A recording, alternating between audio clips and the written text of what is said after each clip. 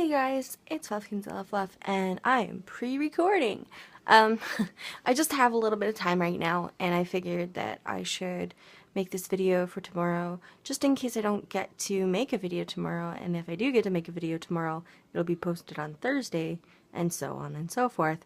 But I really want to try and get through these topics that I have, so that you guys can have, a variety of videos to pick and choose which ones you want to watch.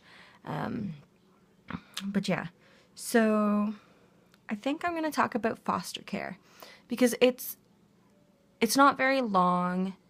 It's just my experience with being in it when I was younger. So I'll start off when I was 12 years old. I mean, my parents had been on and off like for quite a while. I was 1 when they got married, and then my sister was born 3 years later, and then my brother was born 3 years after my sister. So we're each 3 years apart. I'm 6 years from my brother. And my parents, my dad is a very depressed person and he drinks a lot. So, like, I mean, he could be an alcoholic. He's settled down a bit now because he's getting sick and stuff from drinking, which is concern to me because I want him to go to the doctor, but he's stubborn. I've already lost my mother. I lost her last year, but I'll talk about that in another video. And my mother, she was bipolar, so, and I'll talk about that in another video. But there were a lot of arguments and a lot of fights, and like, I mean, my dad was never physical towards my mom, which is a very good thing. He wasn't physical towards any of us, and vice versa. Although I think one time my mom took a knife to my dad, like just pointed it at him or whatever it was, and there was a I have to talk about that stuff in another video because then that'll make this way too long. Anyway, I just want to make this about my experience with being in foster care. So there was one fight that my parents had when I was 12.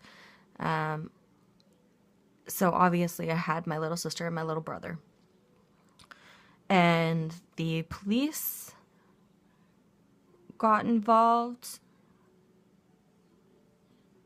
I think this was, like, it's kind of hard to remember now because I want to suppress those things. So, but my parents, I think, were separated at the time. And,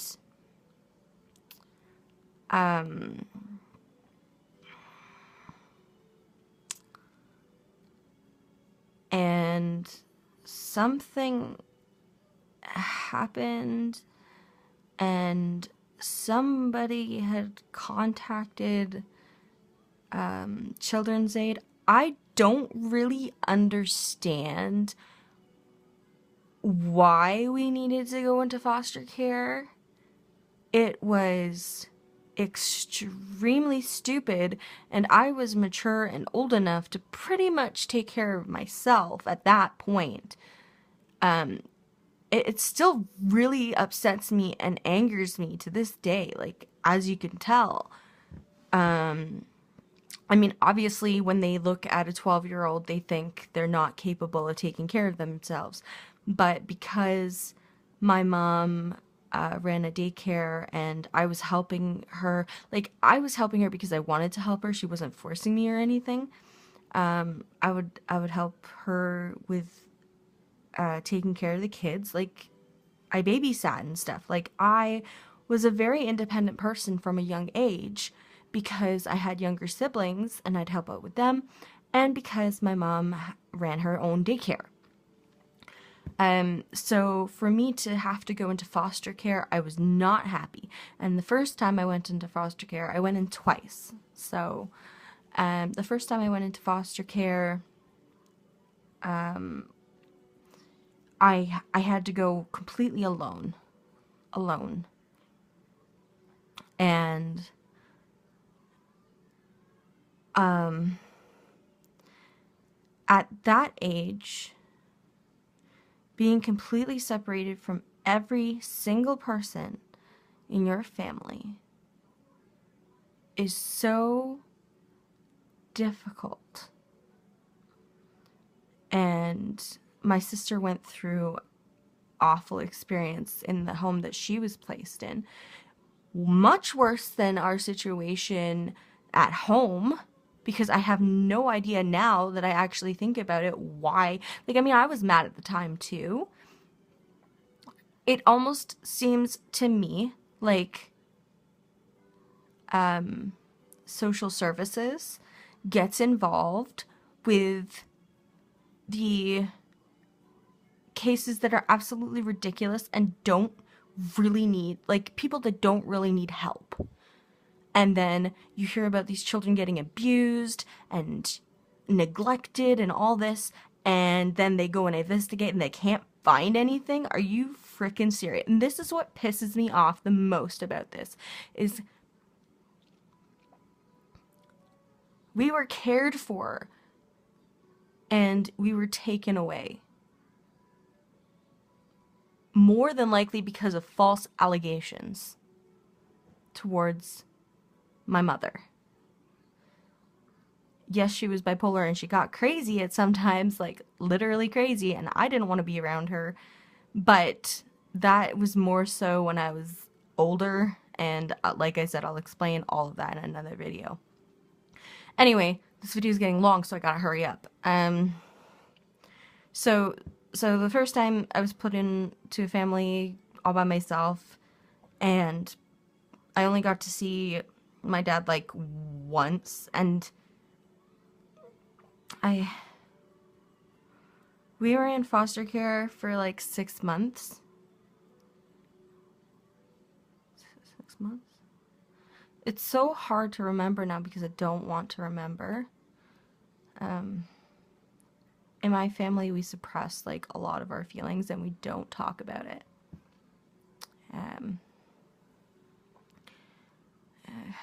But I want to talk about it because I know that there are people that have been through, and there's people that are going through something like this, and I want you to know you're not alone.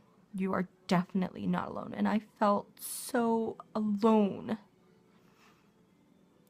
not being able to see my family, and I can't imagine.